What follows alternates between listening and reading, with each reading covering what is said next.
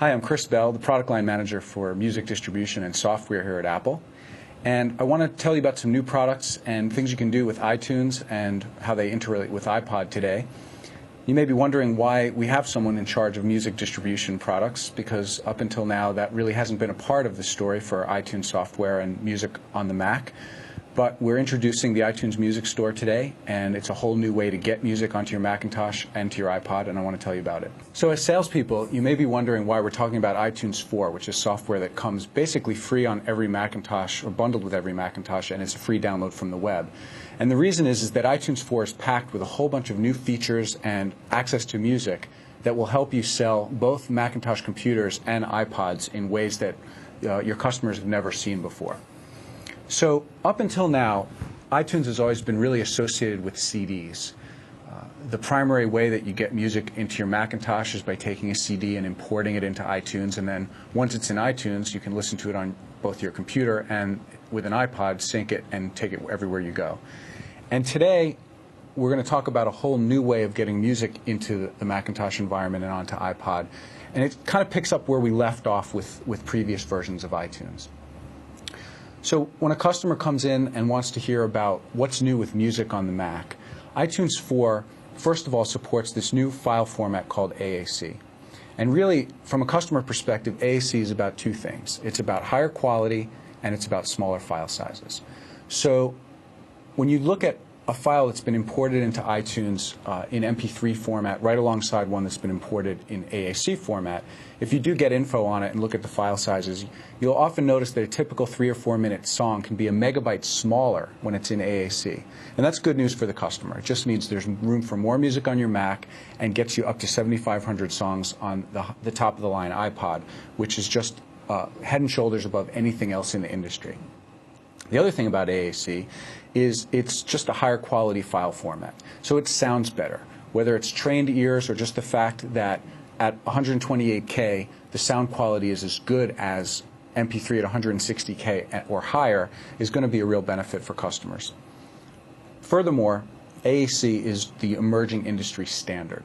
So when we talk to the recording industry and when we talk to professional musicians, everyone is standardizing on this AAC audio format, which is part of the MPEG-4 specification, as the future of digital music on a computer and on portable devices. This is the format of choice for music that we're downloading from the iTunes Music Store.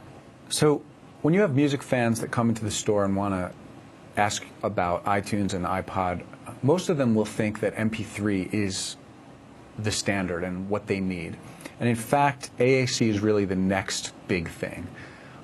MP3 has turned from a file format into a brand name, and really the industry is not embracing it, the music industry is not embracing it, and as far as quality, it's just a speed bump along the way. So it's really important to emphasize two things. One is that AAC is the emerging standard. It's the thing that customers want to get involved with now. It's going to be the standard for legal services. And the second thing is that we still support MP3. So every file that a customer has in their library will still work both in iTunes and on iPod. Another thing to note about AAC is that you really can commingle the files with your MP3s. So you'll have downloads that come from the store right alongside the 160K MP3s that you've imported from your CD collection. Those files can be used in the same playlist right alongside one another and play back seamlessly.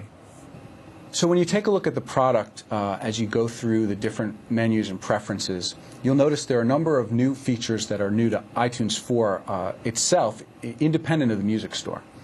So you'll notice, first of all, that we have a new feature in iTunes 4, which is called music sharing.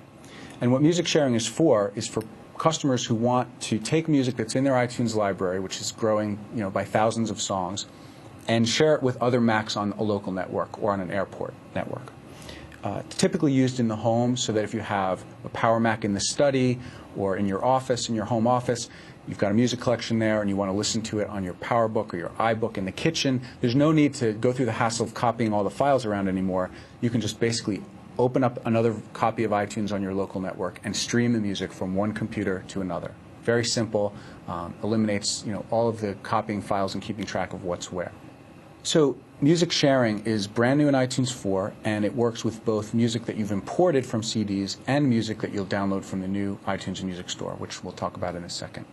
So one of the other new features in iTunes 4 is the ability to burn a DVD on SuperDrive-equipped Macs of virtually your entire music collection. So up to 4.7 gigabytes per DVD allows you to really copy files over to a DVD for safekeeping in much larger quantities than you ever could before with a CD burn.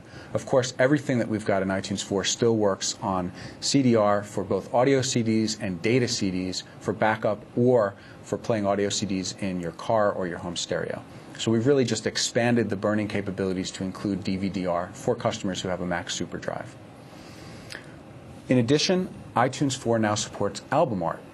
So one of the things that you'll notice in the application is that for every song, whether it comes from the iTunes Music Store or was imported from CD, there's a field where album art can show up. And that really leads into the whole discussion about where new music and where this album art might come from.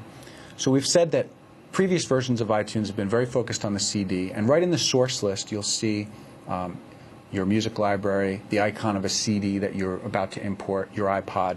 But now there's a whole new item in the source list on the left-hand side, and that is the iTunes Music Store. In addition to having 12 to 20 songs from a CD available to you, with one click on another item in the source list when you're connected to the internet, all of a sudden you have over 200,000 songs at your disposal that you can buy and download with one click.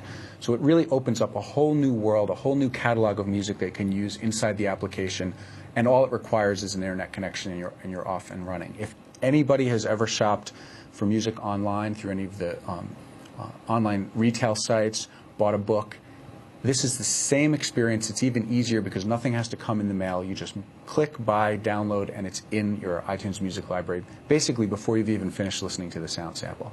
So it really opens up a whole new world of possibilities. So I mentioned album art, and that's really one of the first things you'll notice is that every single song in the iTunes Music Store online will come to you with album art included. And it really adds a nice visual touch to the iTunes experience and the interface for version 4, where there's album art associated with virtually every song. You'll notice that we have a detailed power search where you can go in and search very specifically by artist or genre or title or any combination thereof, or just a general search where you can type in whatever you're thinking of, any artist name, any track name, and immediately see a long list of titles that match that search. We have exclusive tracks on the store that are not available for download anywhere else, online or elsewhere. And those really differentiate this store from some of the other services that you might see on Windows or anywhere else on the web. In particular, I think the difference between the iTunes Music Store and what you'll see from Windows-based subscription services is there is no subscription fee for the iTunes Music Store. It's a store in the truest sense of the word. You go, you buy, you download for a fixed price. It's very predictable. There's no complicated terms or conditions involved. Basically, if you want to buy a song, you find it. By the time you've thought of what song you want, you're already downloading it and owning it. It's very, very simple to use and different from anything that's available in the Windows world.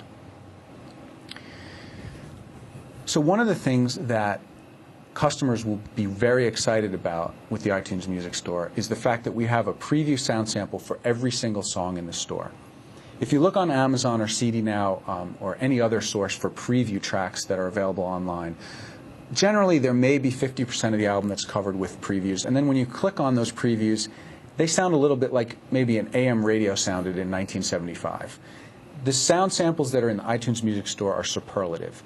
They're at 128K AAC streaming, and on a broadband connection, you really do feel like you're listening to the CD. And there's one for every single song in the store. So when you're showing the iTunes Music Store to customers, one of the most exciting things you can do with the store is do music discovery, and really discover bands that you hadn't thought about in 10 years, songs that you may remember, one song from an album that you're interested in when you're not interested in a whole bunch of the other songs.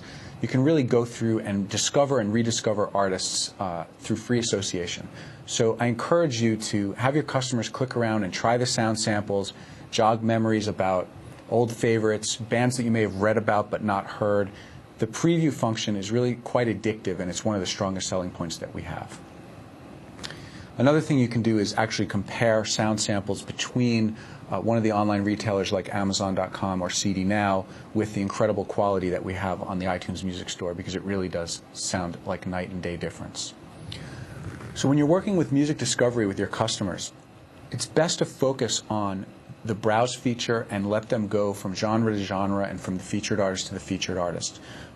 We have over 200,000 songs in the music store at launch, and when you're browsing through the store, it really does feel substantial. But one thing to be aware of is that we're at the very beginning of the road in terms of building the catalog, so there is a chance that your customer will search for an artist that we don't have yet or where there are tracks that are missing. So it's much better to focus on browse, and also make the point that with each passing week, the iTunes Music Store is adding thousands and thousands of tracks. Every Tuesday we put out a new Music Tuesdays email that goes to anybody that's registered for the store, and it will give you an update of everything that's new, just added from back catalog, and also new releases. So the store is growing all the time, and in no way should a customer feel as if what they're seeing in the current incarnation of the store is final. There's more to come, and it's growing in leaps and bounds every week. For Mac customers who may be buying iLife or upgrading their Macintosh system so that they can participate with some of our digital hub products, the iTunes Music Store has a great added benefit, and that is any song that's downloaded from the store can be used in iPhoto, iMovie, or iDVD, just as MP3 files that you imported from CDs could beforehand. It's a great way to reinvigorate your iPhoto slideshow or add new music to your iMovie. All you have to do is do a one-click buy and download, and all of a sudden you've got brand new music that can put a new spin on any of those iLife projects. So when we talk about what's new in iTunes and the way it integrates with iPod, we really have moved beyond the CD. We've got a whole new view onto the world of music through the iTunes Music Store, and we've expanded the possibilities both on the Macintosh computer and on iPod for where you can get your music. You can certainly continue to import any CD that you buy into either AAC or MP3, but you can also go and buy high-quality AAC downloads of new music and back catalog, either one song at a time or entire albums from the iTunes Music Store. And it really does take iTunes and iPod to a whole new place where it's all you need for your music. It puts all your music all in one place. When we talk about everything that's new in iTunes 4, we're really talking about going from a model that was centered on the CD and now really opens up an entire new world of music acquisition. Instead of just working with store-bought CDs and importing them into iTunes, when you think of a new song or album that you want, you can search for it or browse for it, and within seconds, really, you'll have it in your music collection, right into your iTunes library. It opens up all sorts of new possibilities and becomes a whole new source of music to put both on your Macintosh and transfer to your iPod. For customers who may be familiar with some of the other download services, both legal and illegal, the iTunes Music Store is really a new story. It really is downloads done right. There have been so many false starts with both the subscription services and illegal services such as Napster and Kazaa. This is really the time to get involved, and you can tell your customers if you've dabbled in it or you heard about it or read about it, the iTunes Music Store is a great way to get involved. It's legal, it's easy to use, the file quality is always on par, you don't have to worry about crackles and pops or files that are incomplete. There are pristine AAC downloads for every single song in the store. So this really is the brave new world finally coming to reality.